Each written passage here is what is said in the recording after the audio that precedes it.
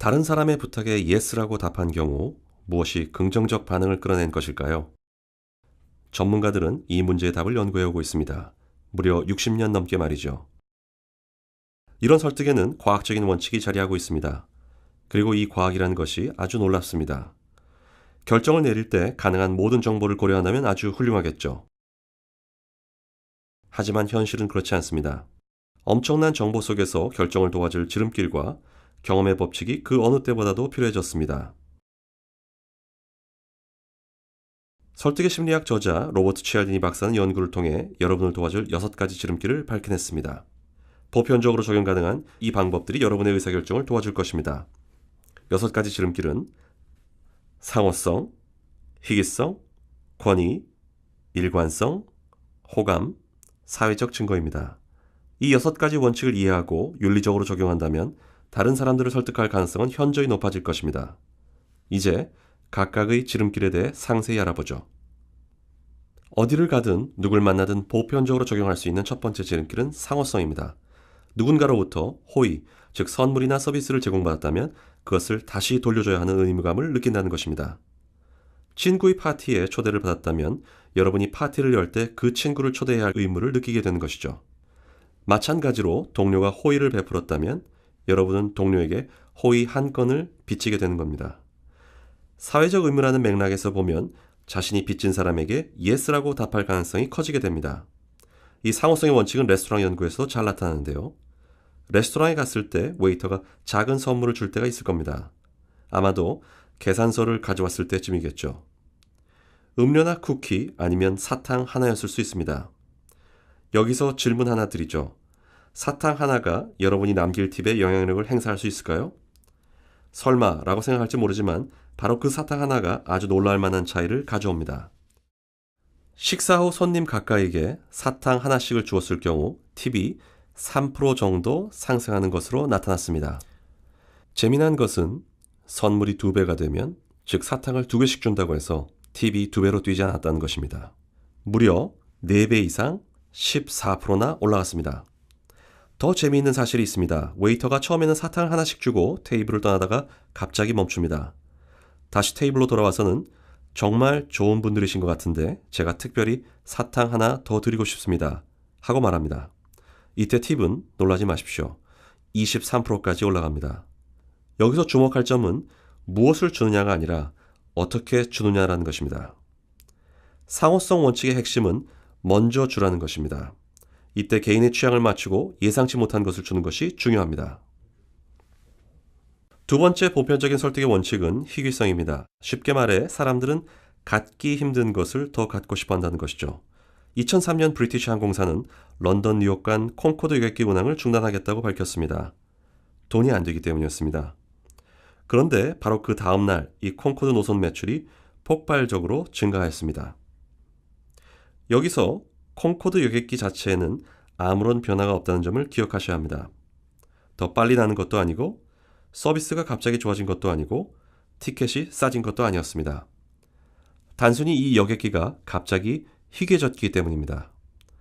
따라서 사람들이 더 원하게 된 것이었죠. 희귀성의 원칙을 사용할 때 한 가지 더 기억할 것이 있습니다.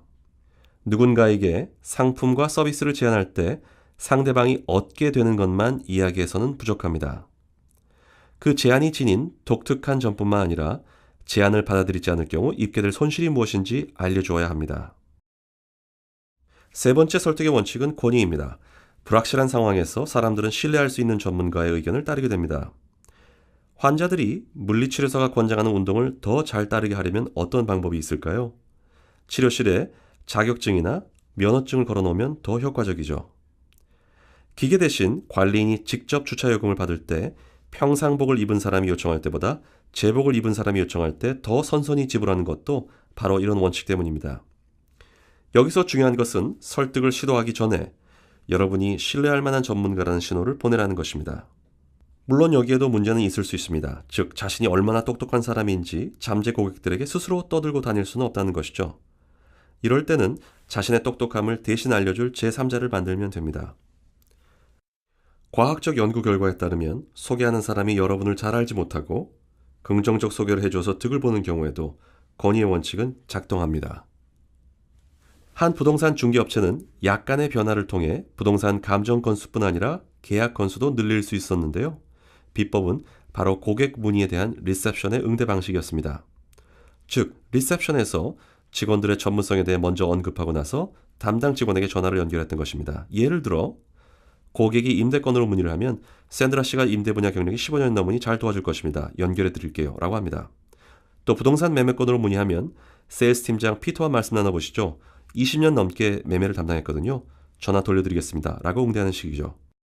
이렇게 전문성을 언급하는 응대 방식으로 고객 면담 건수는 20% 상승했고 계약 건수도 15%나 증가했습니다. 이 정도면 설득의 과학을 활용한 작은 변화치고는 결과가 나쁘지 않죠? 더군다나 이러한 변화는 윤리적이고 비용도 전혀 들지 않습니다. 다음 원칙은 일관성입니다. 사람들은 자신이 과거 했던 발언이나 행동과 일치된 모습을 보이려는 속성이 있습니다. 일관성의 원칙이 효과가 있으려면 설득 이전에 상대방을 작게라도 개입시키는 요소가 있어야 합니다. 전문가들이 실행한 한 유명한 연구를 살펴보죠.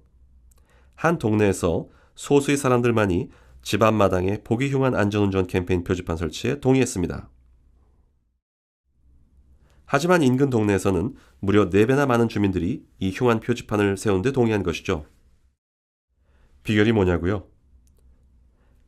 바로 열흘 전에 주민들이 집 앞 유리창에 작은 안전운전 캠페인 지지카드를 붙이는 데 동의했기 때문입니다.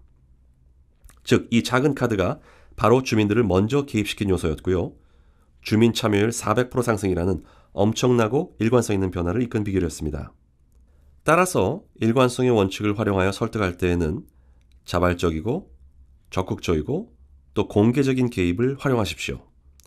이런 개입 요소를 서면으로 쓰게 할 수 있다면 더 훌륭합니다. 최근 한 연구에서는 병원 예약 시간을 지키지 않은 환자 비율이 18% 감소했습니다. 이는 예약 카드의 병원 직원이 아닌 환자가 직접 예약 시간을 적도록 했기 때문입니다. 5번째는 호감입니다. 즉, 사람들은 자신이 호감을 갖고 있는 이에게 yes라고 답할 확률이 커진다는 것이죠. 어떻게 하면 다른 사람이 나에게 호감을 갖도록 할 수 있을까요? 이에 대해 설득의 과학은 3가지 중요한 요소들을 알려줍니다. 즉, 사람들은 자신과 비슷한 사람, 자신을 칭찬하는 사람, 자신과 협력해서 공통의 목표로 나아간 사람에게 호감을 갖습니다. 최근 온라인상에서 점점 더 많은 소통을 하는 만큼 이 3가지 요소들이 온라인 협상에서도 적용될 수 있는지 여부를 살펴볼 만합니다. 2그룹의 MBA 학생들을 대상으로 협상에 대한 연구를 진행했습니다. 양쪽 모두 명문 MBA 학생들로 한 그룹은 시간은 돈이다. 바로 협상을 시작하십시오. 라고 지시를 받았습니다. 이 그룹은 55%가 서로 합의에 이르렀습니다. 두 번째 그룹은 협상에 들어가기 앞서 상대방과 개인적 정보를 교환하고 서로의 공통점을 찾아내고 그리고 나서 협상을 시작하라는 지시를 받았습니다. 이 그룹은 약 90%가 성공적인 합의에 도달했습니다. 이 호감의 원칙을 잘 활용하려면 다른 사람과의 공통점을 찾은 후 진실된 칭찬을 건네고 비즈니스에 들어가십시오. 마지막 설득의 원칙은 사회적 증거입니다. 사람들은 확신이 없는 경우 다른 사람의 행동을 보고 자신의 의사를 결정한다는 것입니다. 호텔에 가셨을 때 화장실에 작은 안내카드를 걸어두고 객실 손님에게 수건과 침대 시트를 재사용하도록 설득하는 것을 보신 적 있을 겁니다. 대부분의 호텔은 수건 재사용이 가져오는 환경보호 효과로 투숙객의 관심을 끌려고 노력하고 있습니다. 이는 사실상 매우 효과적인 전략이고 수건 재활용률 35%를 이끌어냈습니다. 그런데 이보다 훨씬 효과적인 방법도 있습니다. 조사에 따르면 4일 이상 투숙하는 고객 중 약 75%는 투숙기간 어느 시점에는 수건을 재사용하는 것으로 나타났습니다. 그렇다면 여러분들이 이 사회적 증거의 원칙을 활용해서 안내카드에 간단한 내용 하나만 추가하면 어떨까요? 즉, 투숙 고객 중 75%는 수건을 재사용하고 있습니다. 고객 여러분께 협조 부탁드립니다. 라고 말이죠. 그랬더니 수건 재사용률이 무려 26% 증가했습니다.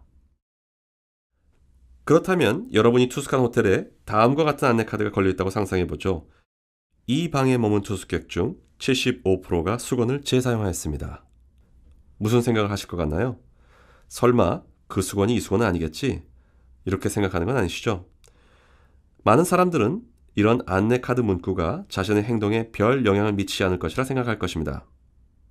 하지만 결과적으로 이 안내 카드의 글자 몇 개만 바꿔서 이전 투숙객들의 재사용률을 정직하게 알리는 것이 재사용률을 무려 33% 끌어올린 가장 효과적인 방법이었습니다.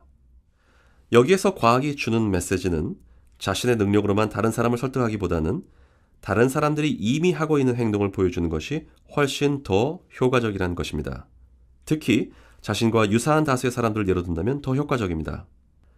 지금까지 우리는 과학적으로 입증된 6가지 설득의 원칙을 살펴보았습니다. 이 원칙들은 작지만 실용적이고 비용도 들지 않은 변화를 활용해서 매우 윤리적인 방법으로 여러분의 영향력을 크게 높여줄 수 있습니다. 그것이 바로 설득의 과학이 들려주는 6가지 비밀입니다. 감사합니다.